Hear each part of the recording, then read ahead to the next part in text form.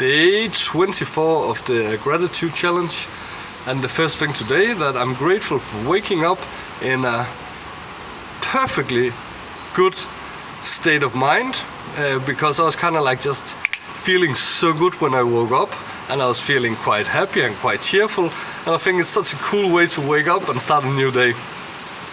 The next thing I'm grateful for is that a friend who asked for help, I thought about the request and I returned the answer after giving it a lot of thought, and I was kind of like saying yes, I would very much love to help you, but I have some demands into this agreement.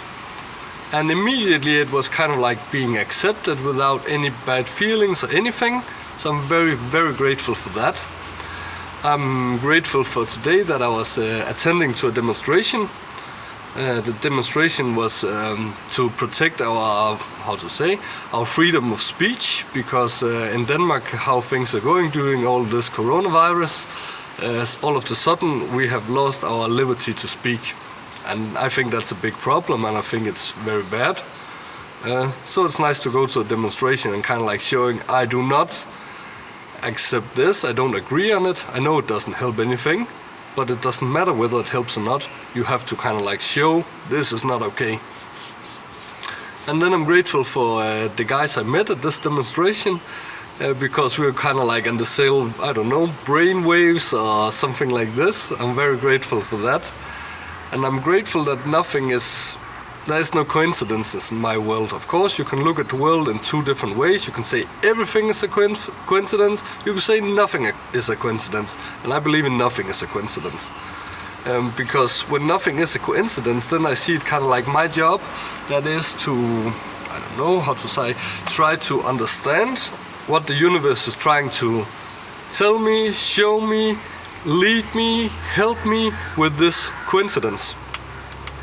And then I'm grateful for exchanging of ideas with all of these people I was meeting today, because first of all, it's kind of like alive, but also it gives a bit of the sense that the spirit of time is kind of like telling the same to every one of us, just in different ways, in different languages, in different angles, depending on what angle we are perceiving the world.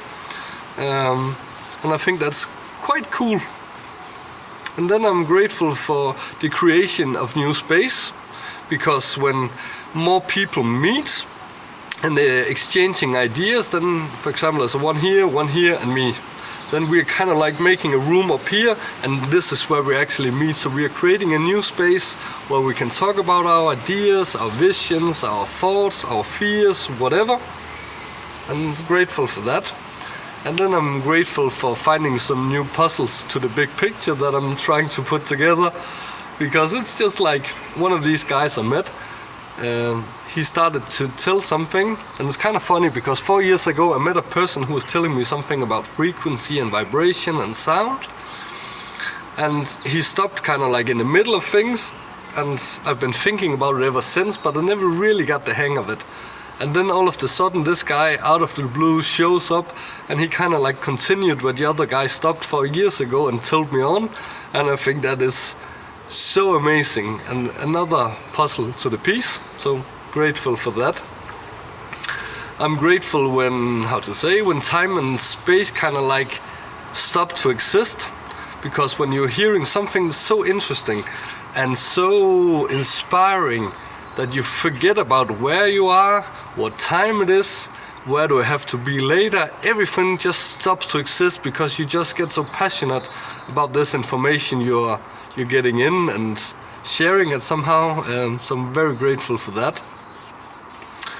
And last thing on the list is that I'm very grateful for having an insight into a political activist on his security, how he's securing his phone, how he's securing his computer systems for not someone to break into this, and also how he's kind of like protecting him by his cellular phone, and also how he feels he's being harassed by the public system because he's an activist. It's very, very interesting to hear all of these things. Look at this great setup they're making into a computer. It's a bit funny actually, because it's almost like watching an American movie or something like this. I'm not saying he don't need it, because I think he does if he feels he do, but I'm just so surprised of all this work you have to put in for someone not to monitor everything you do all the time.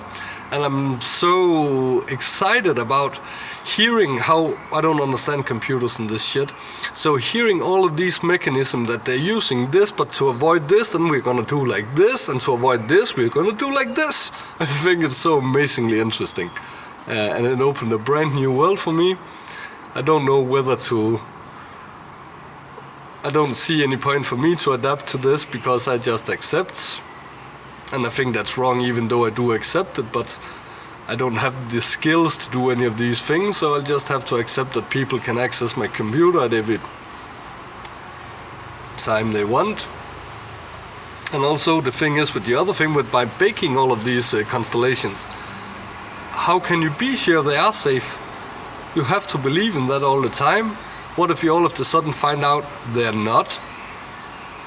Well, anyway, I'm very grateful for having an insight into a world that I don't know. And thank you very much.